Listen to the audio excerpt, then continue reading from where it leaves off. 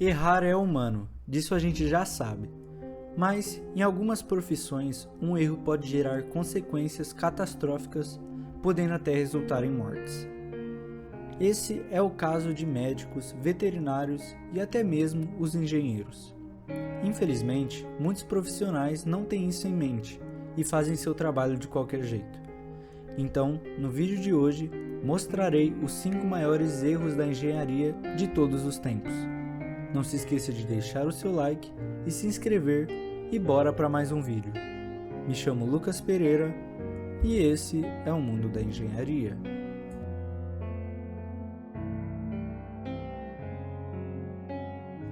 Para o início desse vídeo, já vou começar com um dos maiores desastres do Brasil e que com certeza todo mundo se recorda, que é o rompimento da barragem de Brumadinho, que aconteceu em 25 de janeiro de 2019, sendo o maior desastre no Brasil em perdas de vidas humanas, com 250 mortos e 20 desaparecidos.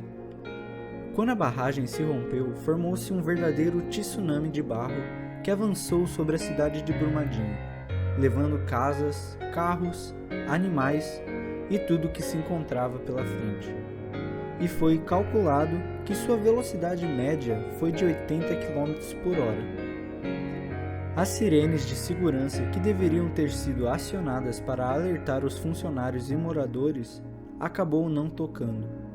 Esta serviria de alerta para todos os moradores da cidade para terem alguma chance de escapar. A barragem que se rompeu era a barragem número 1, que foi construída em 1976, com o objetivo de separo de impurezas no minério de ferro. O que se sabe é que a barragem 1 do córrego estava desde 2016 sem nenhuma fiscalização, por parte da Agência Nacional de Mineração. E agora fica a sua reflexão. Será que os engenheiros pensaram nessas consequências?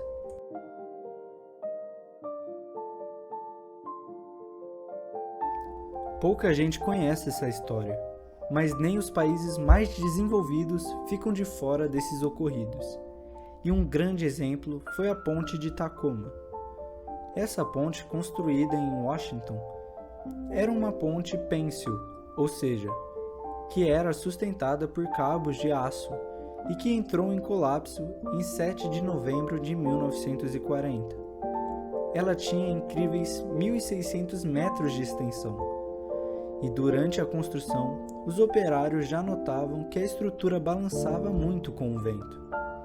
Geralmente, o vento fazia a pista da ponte subir e descer, e mesmo com tentativas de amortecimento do balanço, ela continuava se movendo.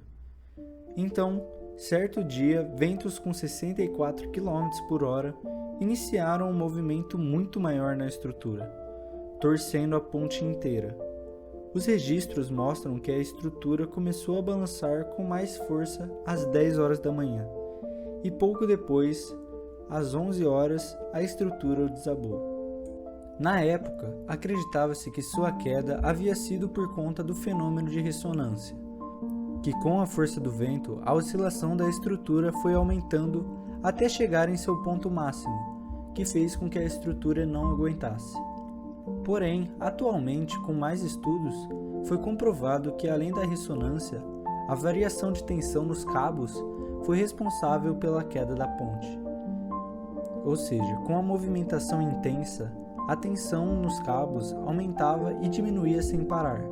Com a força do vento, a pista da ponte subia e descia numa variação de 8,5 metros. Vendo esses vídeos fica até difícil acreditar, mas isso realmente aconteceu, e foi resultado de um mau estudo dos engenheiros da época.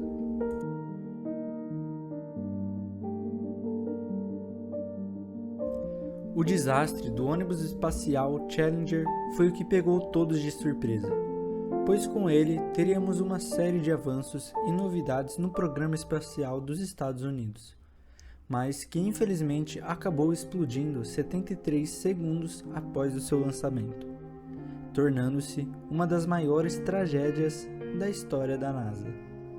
O Challenger foi o terceiro ônibus espacial construído pela NASA e já havia concluído 9 missões, sem qualquer tipo de problema.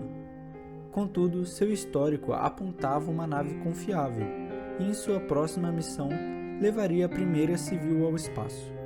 Uma professora escolhida dentre 12.000 candidatos daria 2 aulas de 15 minutos no espaço para 2,5 milhões de alunos.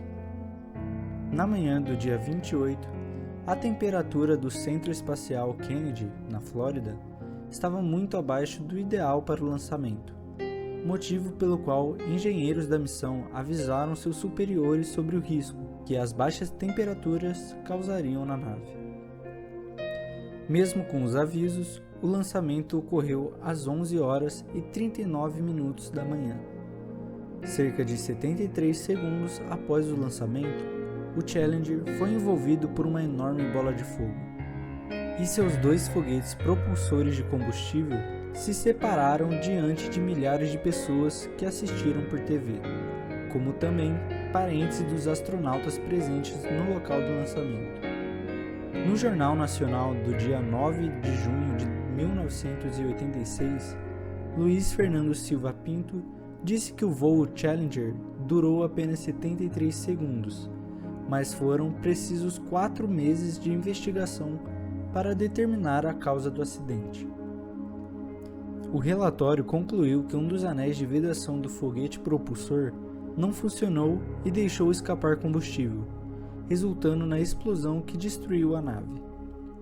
Segundo a comissão que investigou o acidente, a pressa de lançar os foguetes espaciais era tão grande que várias advertências sobre a insegurança dos foguetes propulsores não foram transmitidas aos diretores da NASA. E só depois de um grave acidente nos damos conta do ditado: a pressa é inimiga da perfeição.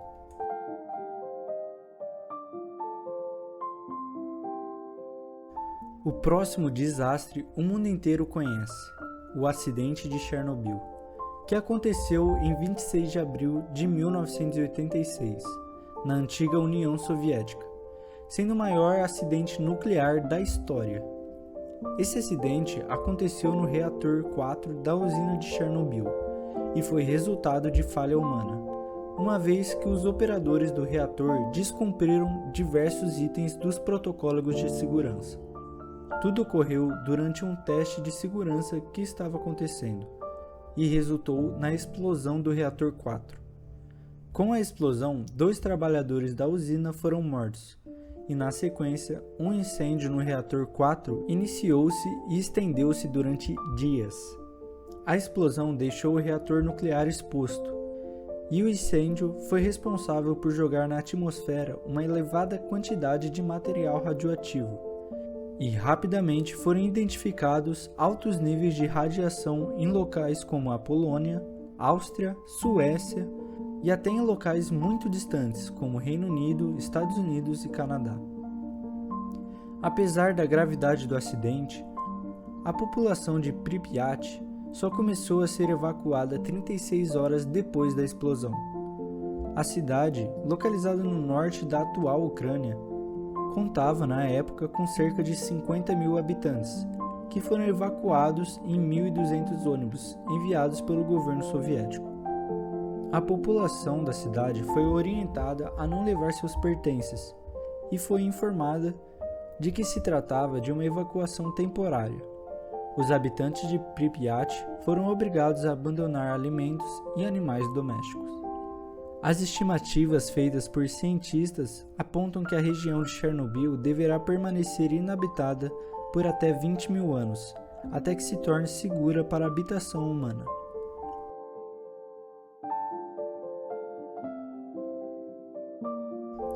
A última maior catástrofe que vou falar nesse vídeo é uma que talvez poucos conheçam, mas na década de 30 se falava muito em dirigíveis e como poderia ser o futuro da sociedade, que substituiriam os carros.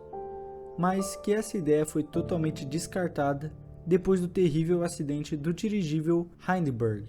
Há 85 anos, no dia 6 de maio de 1937, acontecia a queda da maior aeronave já fabricada. Suas dimensões impressionavam até nos dias atuais, com 254 metros de comprimento e alcançava uma velocidade de 140 km por hora. O dirigível alemão pegou fogo e foi destruído durante uma tentativa de pouso. A bordo estavam 97 pessoas e houveram 36 mortes. A comissão americana que investigou o acidente, junto com a companhia Zeppelin, atribuiu falha humana ao acidente. Uma brusca manobra momentos antes do pouso causou o rompimento de um dos tanques de hidrogênio e uma faísca dera início ao incêndio.